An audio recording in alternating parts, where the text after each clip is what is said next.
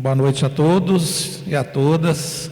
Uma alegria muito grande estar aqui novamente. Cumprimentar também as pessoas que vão nos assistir posteriormente no YouTube do Centro. Que façam um bom proveito, que tenhamos uma noite abençoada. Vamos começar com uma pergunta. Como entender o papel do Cristo como guia da humanidade, na ótica espírita? No Evangelho capítulo 1 e na pergunta 625 do Livro dos Espíritos, nos mostra que Jesus é o modelo de perfeição moral e espiritual mais elevado dado por Deus à humanidade. Sua missão foi revelar a lei do amor em sua mais pura expressão. O Espiritismo é o Espiritismo cristão. Cristo é o nosso guia, o nosso mestre. E eu particularmente gosto muito de falar de Cristo, porque quando eu conheci a doutrina espírita, eu conheci Cristo de verdade. E também conheci Deus de verdade, porque eu tinha uma visão que não me completava. Quando você vem para a doutrina espírita e começa a ver a realidade de Cristo, você abre-se um novo mundo, porque Ele é a nossa referência moral, espiritual. Cristo veio com a missão de abrir a nossa consciência, mudar o mundo através do seu amor, através da sua missão, através da sua lição.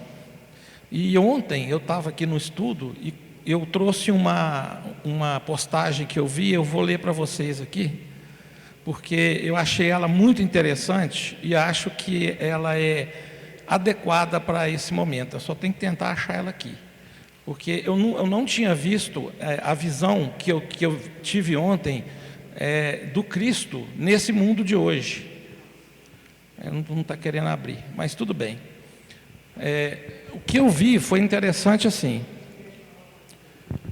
Cristo não nos pediu para adorá-lo, em lugar nenhum você vai ver escrito isso.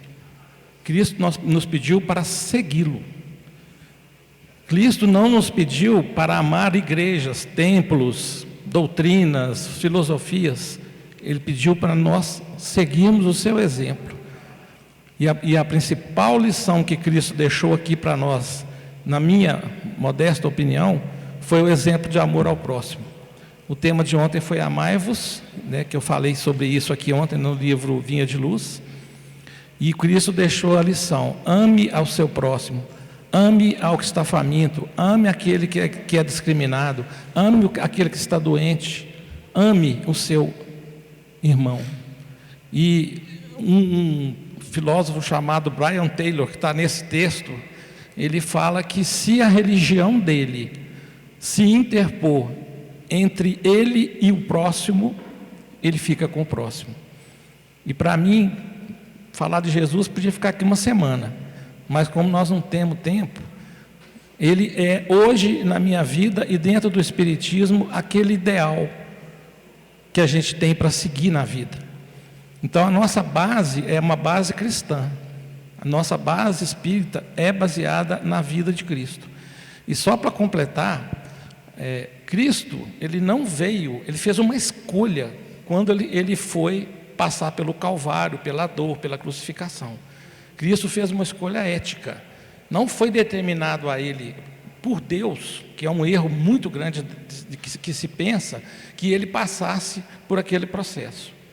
E a gente discutindo aqui com os amigos, e várias vezes aqui, inclusive o Zé falou um negócio que eu gravei bastante isso aqui, que na verdade eu falei assim, que Cristo, nós não temos que cultuar a morte de Cristo, que a gente tem que cultuar a vida de Cristo, porque eu falei assim, ele veio para nos salvar. Aí o Zé completou, não, o Cristo veio para nos ensinar a nos salvar. Então muda todo o sentido de sofrimento, de dor, não, é de esperança, é de alegria, é de crença no futuro, é de fé e muita resignação. Boa noite. Muito bem, todos bem, né? Felizes, com a graça de Deus aí, né? É interessante isso que o Humberto colocou, que eu lembrei que esses dias eu assisti um filme que conta a história do Dr. Bezerra de Menezes. Para ser bem sincero, eu nem achei o filme lá muito bom, que não conta nem um terço, né, da grandeza do que foi o Dr. Bezerra de Menezes. Mas tem uma passagem da vida dele que eu acho muito interessante, em que ele é confrontado na Sociedade de Estudos Espíritas, né, que ele frequentava, por uma pessoa que se dizia materialista, que fala assim: eu vim aqui chamar o senhor para a gente fazer um debate. Nesse debate aqui, nós vamos provar que o materialismo se sobrepuja ao espiritismo dessa maneira e dessa maneira. Eu vim aqui convidar o senhor para participar do debate. O cara falou. Aí o doutor Bezerra olhou para um companheiro que estava do lado dele assim, aí o companheiro virou para ele, fez assim com a cabeça, como que ele disse: vai lá, resolve.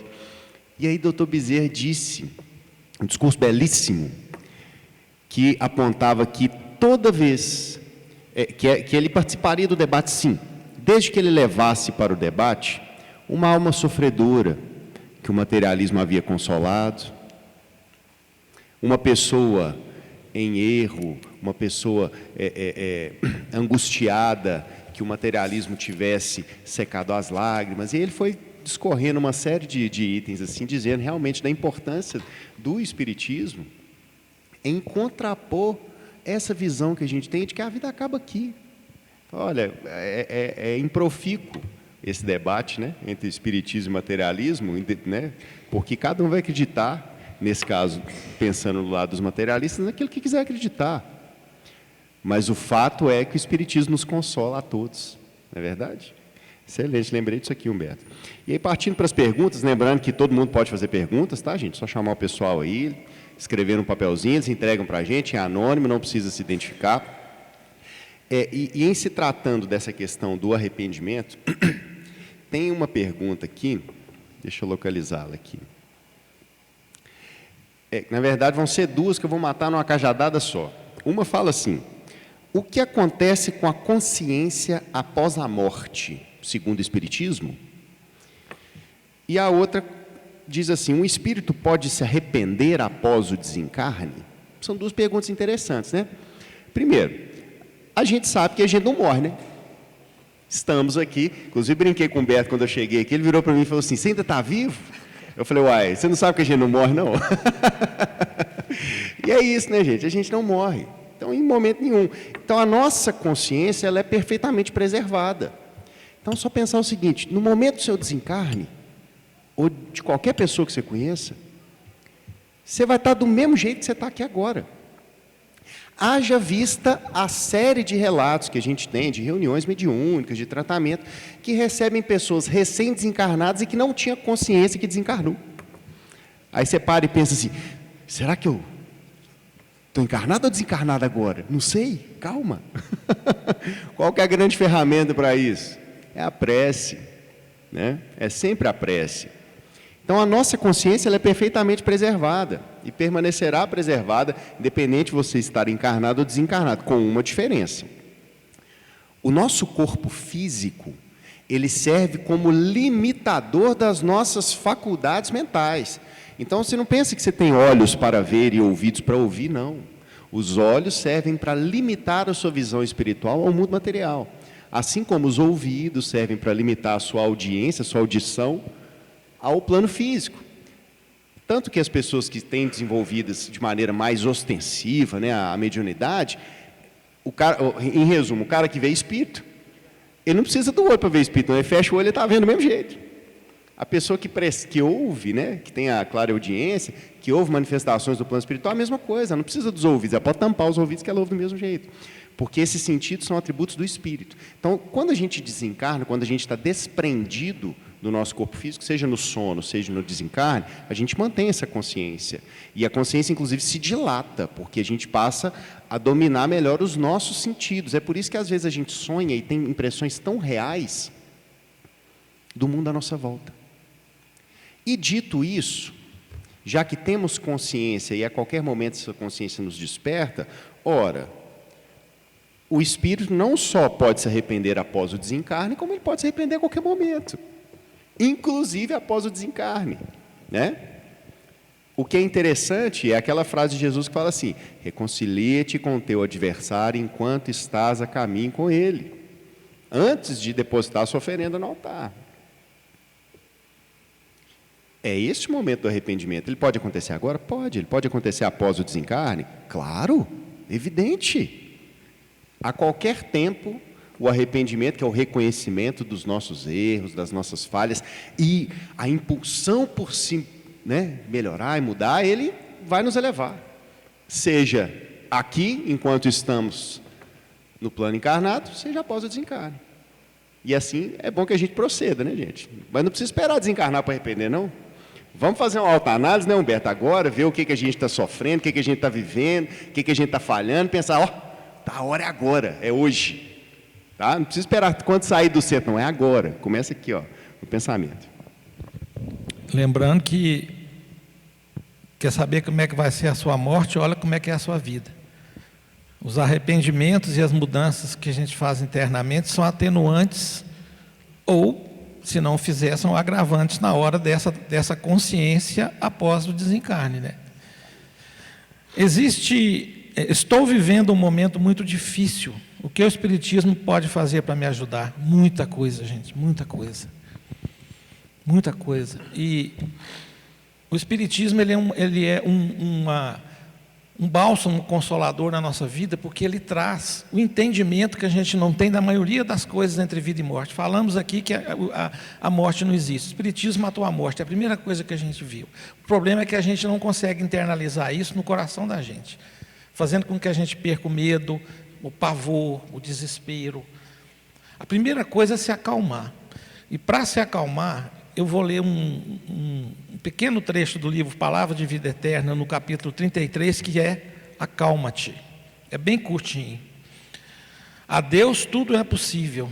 Jesus, Mateus 19, 26.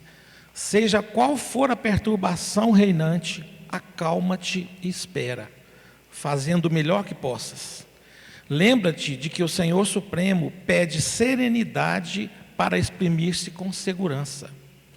A terra que te sustenta o lar é uma faixa de forças tranquilas. O fruto que te nutre representa um ano inteiro de trabalho silencioso da árvore generosa. Cada dia que se levanta é convite de Deus para que lhe atendamos a obra divina em nosso próprio favor. Se te exasperas, não lhe assimilas o plano. Se te afeiçoas à gritaria, não lhe percebes a voz. Conserva-te, pois, confiante, embora a preço de sacrifício. De certo, encontrarás ainda hoje corações envenenados que te destilam irritação e desgosto, medo e fel. Ainda mesmo que te firam, te apedrejem, aquieta-se e abençoa-os com a tua paz.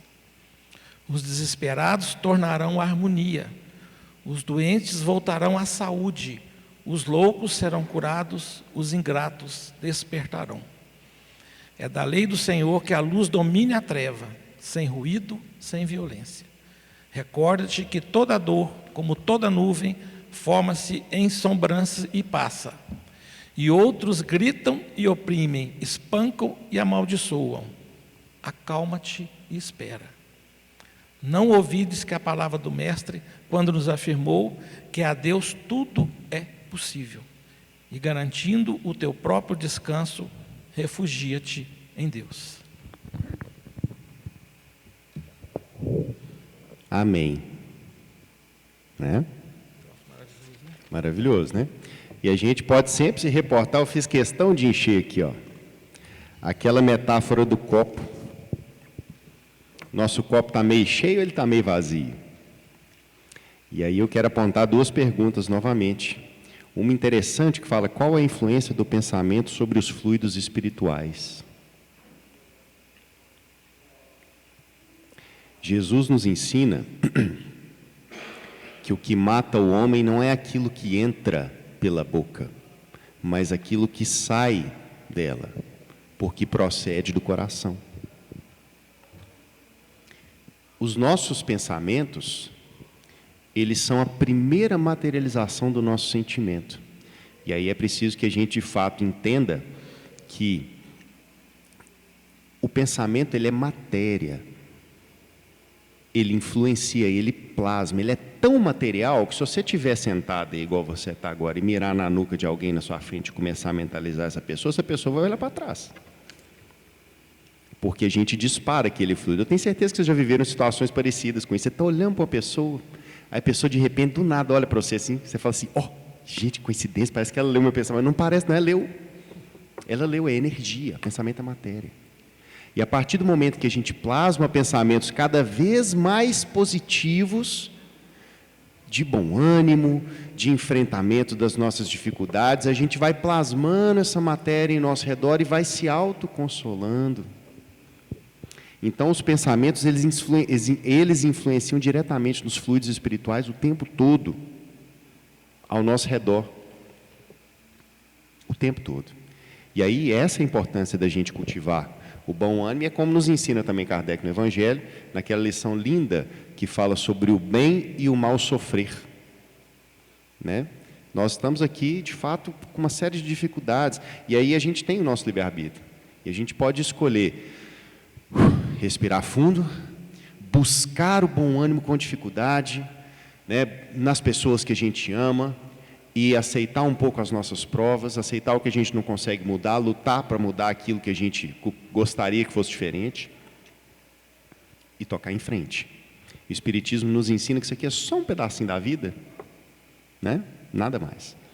Chegou uma pergunta interessante aqui. A pessoa se desculpa se estiver errado, a gente não desculpa, tá? Porque não tem erro aqui não, viu? Pode ficar tranquilo. Após o desencarne, algumas pessoas ficam presas no mundo material, né, vagando pelo mundo, outros estão em regiões umbralinas, outros ainda em hospitais, né, no plano espiritual se tratando. Como que se dá especificamente, né, a pessoa se vê numa região umbralina ou ficar vagando pelo mundo, como que se dá essa transição? Então, em primeiro lugar, voltando àquilo que a gente comentou, quando a gente desencarna, a gente vai estar do mesmo jeito que a gente está agora, neste momento. Não pense que é uma vírgula diferente. Você está angustiado neste momento, ao desencarnar você permanecerá angustiado. Você está em dor e sofrimento, você permanecerá em dor e sofrimento. Você está em busca de melhoria, você permanecerá nessa busca. Porém, com mais consciência disso tudo. Então, o sofrimento talvez se amplia, a dor talvez se amplia, a busca da melhoria talvez se amplia, porque a gente passa a ter uma consciência maior disso tudo. E aí é interessante a gente pensar que, independente da situação em que a gente estiver no momento do desencarne, a gente passa por um período que é chamado de perturbação espiritual. André Luiz narra isso para a gente muito bem. O que é isso, a perturbação espiritual? Já viu quando você acorda daquele sono que você não sabe se é de manhã, se é de tarde, se é de noite, onde é que você está? É mais ou menos isso. O nível de perturbação espiritual que a gente sente no ato do desencarne, ele é diretamente proporcional ao nosso grau de apego à matéria. Como assim, Leandro? Eu sou uma pessoa muito apegada com os meus bens, ou com a minha casa, ou com a minha família, com os meus filhos, com as minhas pessoas, com as pessoas ao meu redor, com a minha rotina. Sou um cara com o pé aqui no chão, nesse mundo aqui. Talvez eu vou ter mais dificuldade para entender o que está acontecendo comigo. E aí essa perturbação pode ser maior ou menor de acordo com isso. Ou então eu sou uma pessoa mais desmaterializada, que eu compreendo muito bem, né, que a vida após a morte ela é plena e ela é certa, e eu espero por ela, e, né, eu estou preparado para ela. Essa perturbação vai ser menor, mas ela vai existir em algum grau, mas será menor. Dito isso, é importante a gente entender o que é o umbral, hein? O umbral nada mais é do que as vibrações no plano espiritual. Umbral, se você pegar, o que é umbral? É essa parte, a umbra, né? Essa parte da porta que você cruza de um lugar para o outro, né? Então, umbral é um momento de transição, não é um lugar. Você não sai aqui, você vai para o umbral. Não, é aqui, ó, nós estamos nele. É um momento, ele não é um lugar. Esse momento em que você está neste processo de transição, né, de perturbação espiritual, porque aí a gente precisa resgatar também o que nos coloca o Livro dos Espíritos, que estamos todos fadados à perfeição. Você é um espírito que será um espírito perfeito, igual Jesus, melhor do que ele. Assim, esse Leandro está doido. Terça-feira, essa hora, você melhor do que Jesus? Vai. Não é agora, não. Daqui a um tempo, cada um de vós aqui, seremos todos. E aí, em algum dado momento, a gente vai sofrer uma perturbação espiritual até a gente entender, falar, opa, o que está acontecendo comigo? E aí a gente vai buscar ajuda. É quando a gente talvez se arrepende, ou movimenta uma prece, né, ou recebe uma assistência, que a gente sintoniza, olha o pensamento aí, com aqueles que estão querendo nos auxiliar.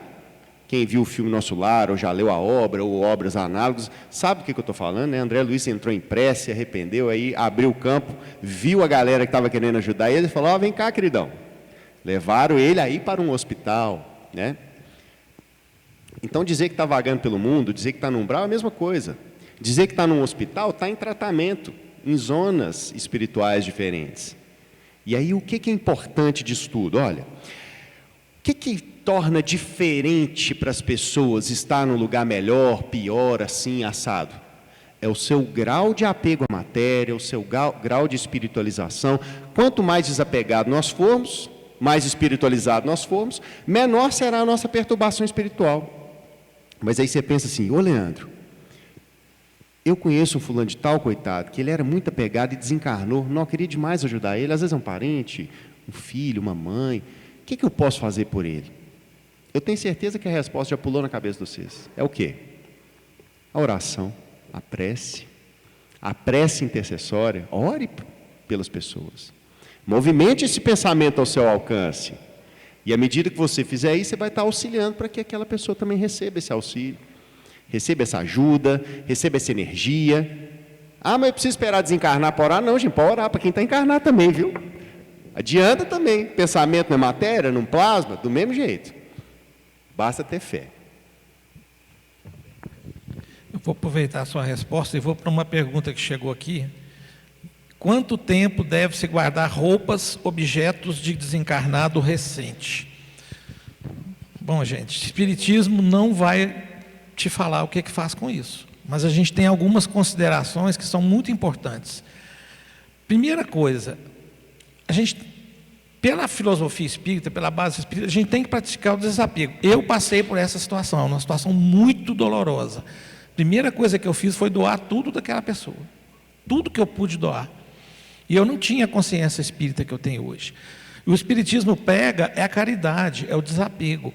Agora tem uma questão espiritual muito séria que você falou aí, de que você está fazendo com quem foi. Se você ficar preso a coisas materiais que pertenciam àquela pessoa, o que você vai estar passando para aquela pessoa? Que tipo de energia que você vai estar passando para aquela pessoa?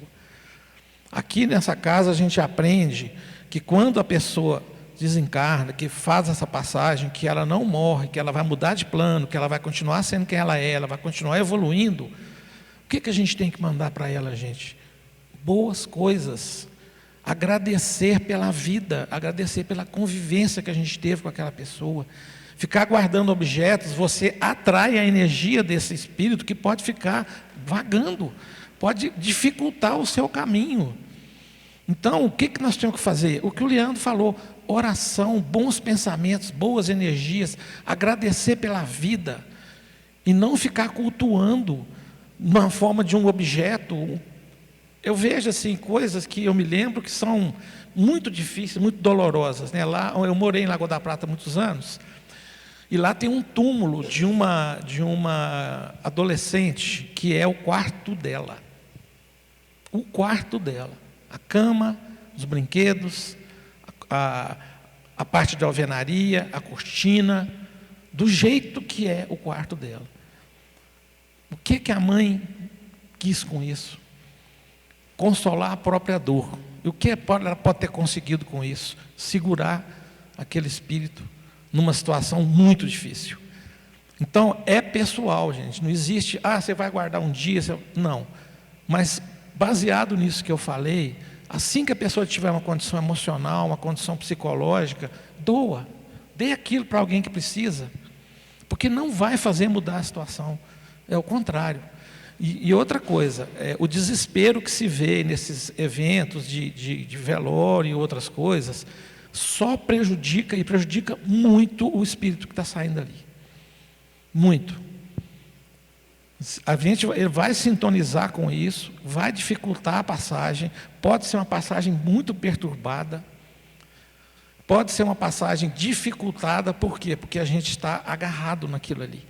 Então, esse lado material, no aspecto espiritual, ele é muito ruim se você ficar cultuando aquilo e toda vez que entrar no quarto, você vai olhar para as coisas da pessoa e vai chorar e vai desesperar. Imagina essa mãe que viu que construiu esse túmulo. Toda vez que ela vai lá, o que é que acontece?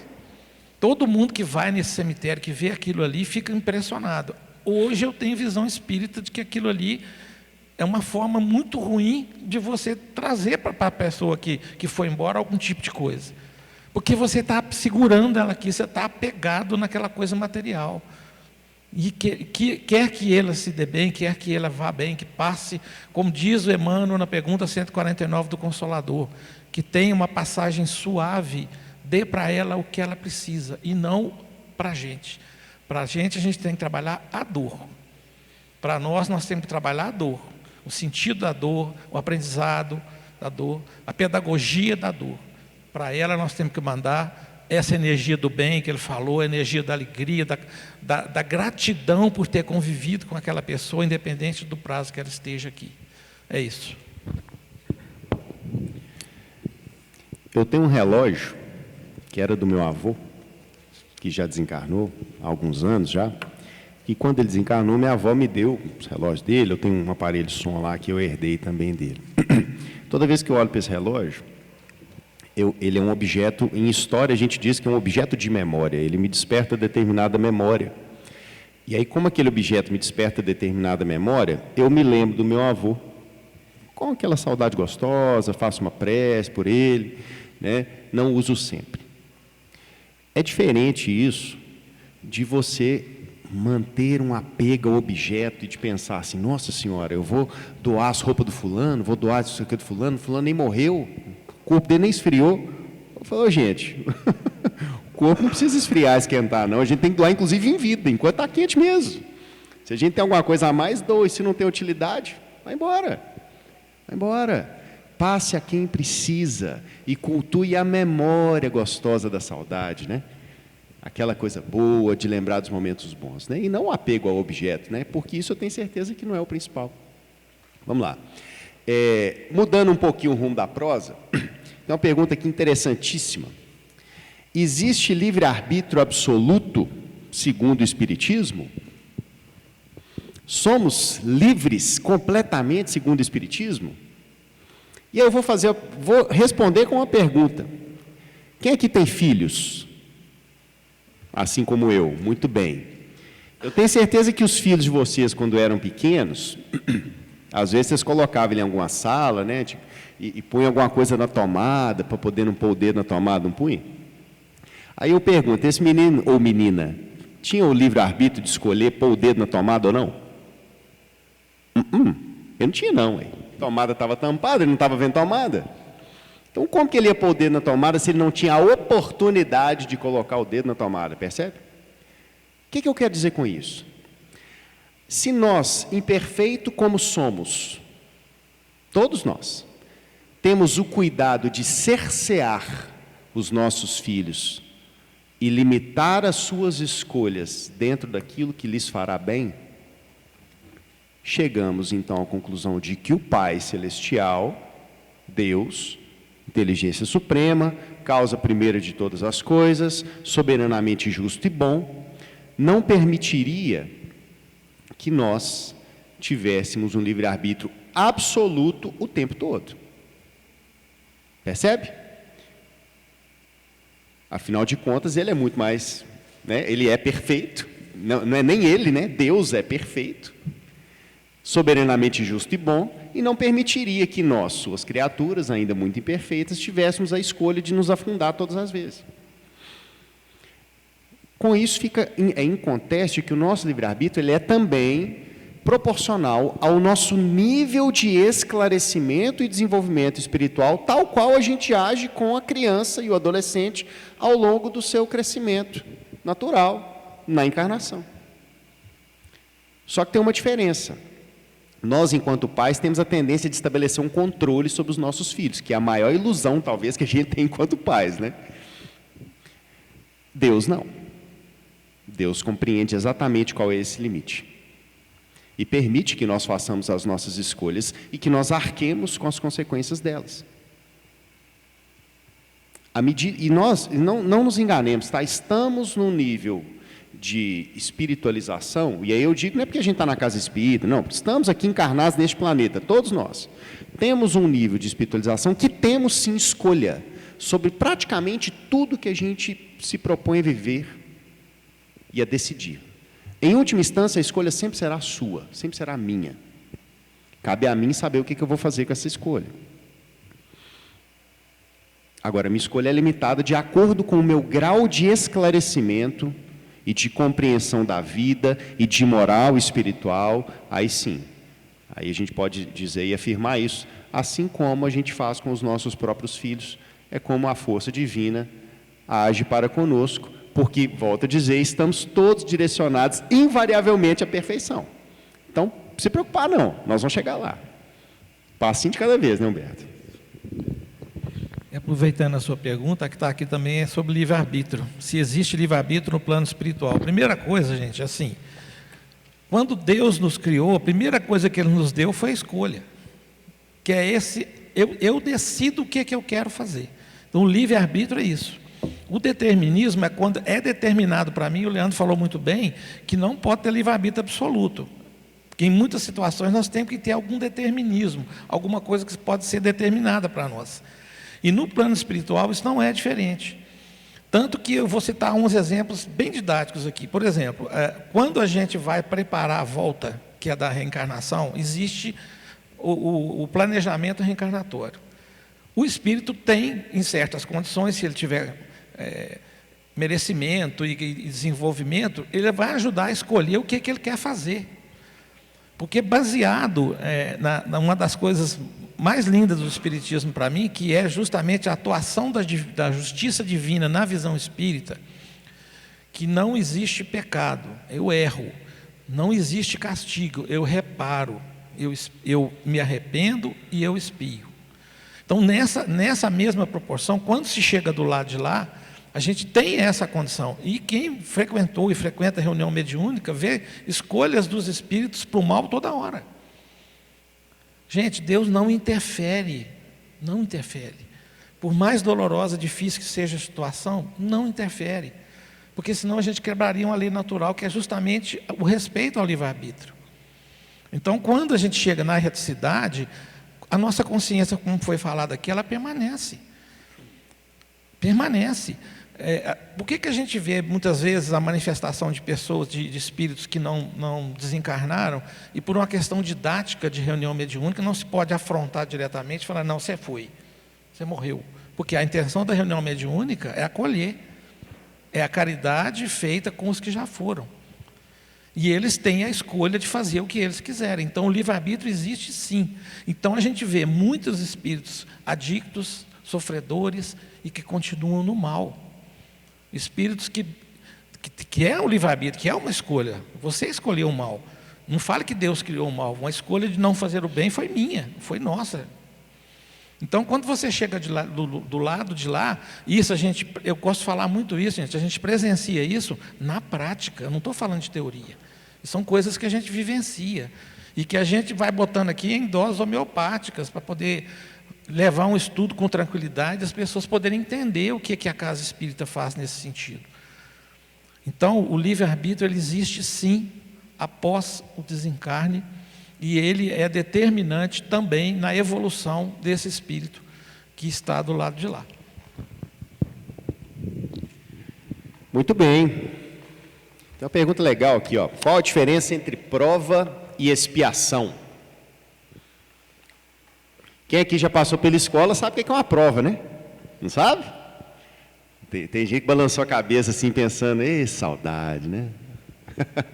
Muito bem. A gente sabe o que é uma prova. A prova, ela é um processo de avaliação de conhecimentos, em que você vai se testar, é um teste ali. Então, se a gente aprendeu determinada questão, nós vamos provar isso, temos que dar a prova, temos que demonstrar que a gente adquiriu determinado conhecimento. Quando a gente fala neste contexto que a gente está vivendo, de provas e expiações, a prova nada mais é do que a gente apresentar para nós mesmos o nosso desenvolvimento. Como? Ora, se eu aprendi a perdoar, eu vou ser submetido a uma situação em que seja necessário que eu perdoe, para que eu demonstre que eu aprendi a perdoar. Se eu aprendi a resignar-me, eu vou passar por situações de privação que vão identificar se eu realmente, qual é o meu nível de resignação diante da vida. E assim sucessivamente, com o amor, com as virtudes de um modo geral. Essas são as provas que a gente vivencia. Você pensa assim, Leandro do céu, mas eu estou vivendo prova demais, dá conta. Mas nós estamos no mundo de provas e expiações, a gente não fala isso, não está descrito na evolução dos mundos, né, no livro dos Espíritos, está colocado, no Evangelho também, né, há muitas moradas na casa de meu pai. Então, qual que é a diferença da prova e expiação? A expiação, vocês vão lembrar quando vocês falaram aqui a frase assim, ai meu Deus, eu preguei chiclete na cruz. Se você pregou chiclete na cruz, qual que é o certo a se fazer? Não é ir lá arrancar o chiclete, gente? Não, meu chiclete já está duro. Senhor Jesus, como é que eu faço? Eu não tenho nenhuma ferramenta, vai ter que ir na unha, vai na unha. Se você pregou chiclete na cruz, você tem que ir lá arrancar o chiclete. A expiação é isso. Como assim? A expiação é a gente se responsabilizar pelos enganos que cometemos e consertar o engano. Expiação é isso. Não tem nada a ver com como é que a gente diz? De ter que resgatar um pecado. Não, eu pequei, agora eu estou sofrendo. Não tem nada a ver com isso. Deus não quer que a gente sofra. A espiritualidade amiga não quer que a gente sofra. Muito pelo contrário. Eles nos perdoam o tempo todo os tropeços que a gente dá. Só que a gente faz um negócio errado, a gente tem que consertar. É isso. Expiação é isso. Às vezes não tem muito como fugir. Quando a gente fala do contexto de provas e expiações, a gente remete isso às nossas vidas sucessivas, às nossas encarnações sucessivas. Então, se nesta vida, nesta encarnação, eu tenho sofrido determinadas condições de privação, de angústia, de dor, de tristeza, de dificuldade, essas privações são oportunidades para que eu ou demonstre que eu já dominei a mim mesmo e sou capaz de vencê-las, ou para que eu assuma diante das minhas vidas passadas a responsabilidade pelos meus atos. Então veja bem, diante disso, chegamos a uma conclusão fantástica, de que não há injustiça. Não, eu vejo tanta coisa errada acontecer no mundo, não estou falando do mundo. Estou falando perante a divindade. Talvez nessa vida você tenha sofrido uma série de injustiças, uma série de tribulações, portas se fechando, questões acontecendo, mas espera aí, volto lá no bem e o mal sofrer. O que eu posso aprender com isso? Não é verdade? Se eu me resigno às questões, lutando para melhorá-las o tempo todo, mas sem me alterar, esbravejar, nomear Deus de injusto, eu estou sofrendo bem as minhas condições. E aí eu entendo que eu estarei ou vencendo as minhas provas, de maneira digna e bendita, ou arcando com as responsabilidades diante das minhas expiações. E não nos enganemos, todos aqui, aquela frase, todo mundo tem problema? É óbvio, estamos num planeta de provas e expiações. Não, Leandro, quer dizer então que a gente vai sair disso em algum momento? Vai, claro que vai, não falei aqui que nós vamos ser perfeitos, gente? Vocês parecem que não acreditam? Cruz creda, seremos, sairemos disso. Quando? A partir do momento que a gente reformar o nosso próprio coração e entender que o cristianismo ele é para mim, ele não é para o outro, não é o outro que tem que ser bonzinho comigo, não é o outro que tem que fazer caridade comigo, sou eu que tenho que fazer com o outro. Mas o outro não quer, não, o outro esquece, é eu comigo mesmo, só eu. A partir do momento que a gente entrar nisso, a gente vai estar sofrendo as nossas provas e cumprindo as nossas expiações com amor e bondade e vencendo a si próprios. Sempre um assunto complementando o outro, né? Como a lei de causa e efeito atua de forma precisa nos destinos humanos. Eu pesquisei aqui na questão 872 do Livro dos Espíritos, e no capítulo 5 do Evangelho, toda ação gera uma reação moral equivalente. Nossas escolhas moldam as experiências futuras, nesta ou em outras encarnações, sempre com vistas à evolução do espírito. Gente, eu não vou plantar banana e colher laranja. Eu vou colher aquilo que eu plantei. O Leandro falou aqui da mudança. Gente, você pode mudar a sua vida a partir desse momento. Agora. Nós somos responsáveis pelas nossas escolhas.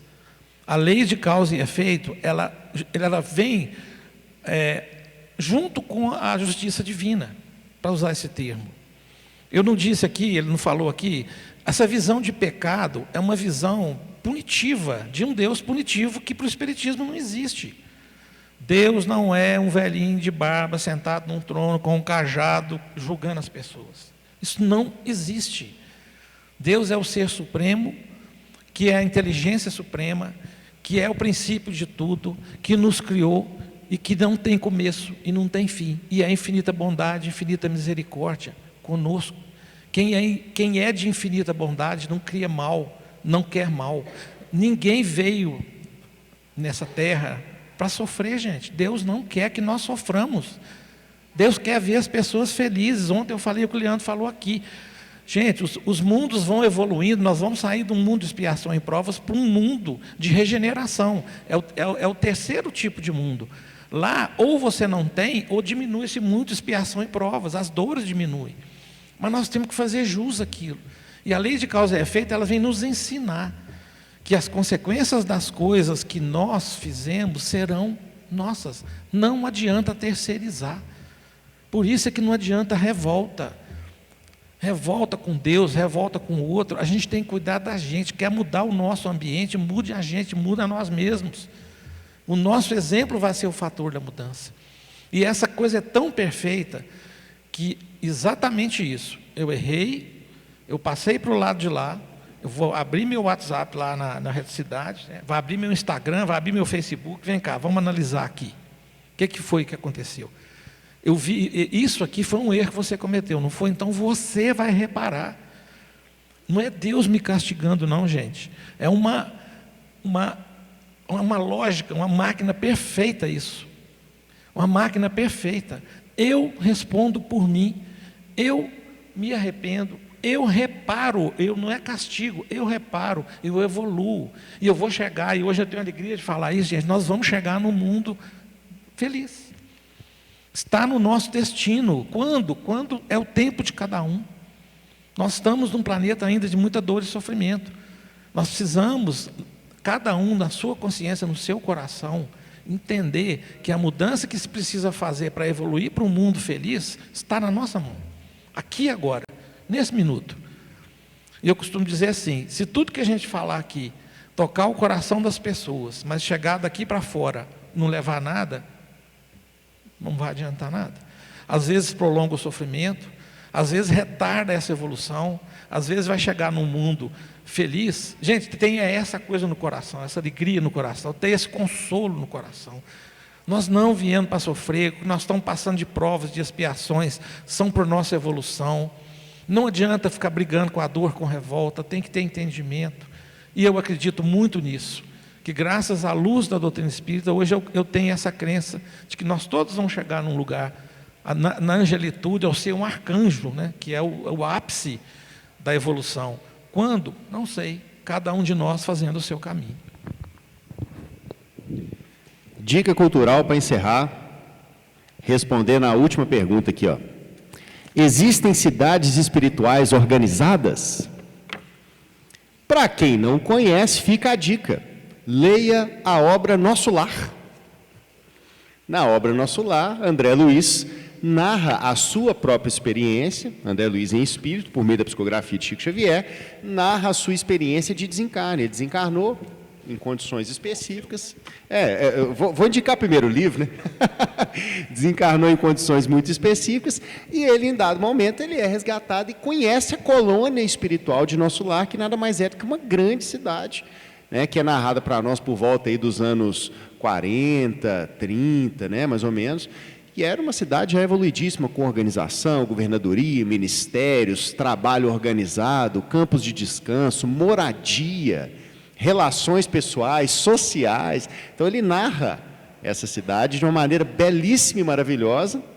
E, além do livro, que vocês podem ver com a riqueza de detalhes, também tem o filme Nosso Lar, disponível aí nos streams, né, em uma série de canais que você pode ver, e indico, inclusive, a continuação que foi lançada há menos tempo, que eles dão o título de Nosso Lar 2, mas que né, conversa lá com a segunda obra dessa série do André Luiz, chamada Os Mensageiros, né, que também é uma obra belíssima. E o filme, o Nosso Lar 2 eu achei melhor do que o Nosso Lar mesmo, né? Os Mensageiros eu ainda achei mais tocante ainda do que o Nosso Lar.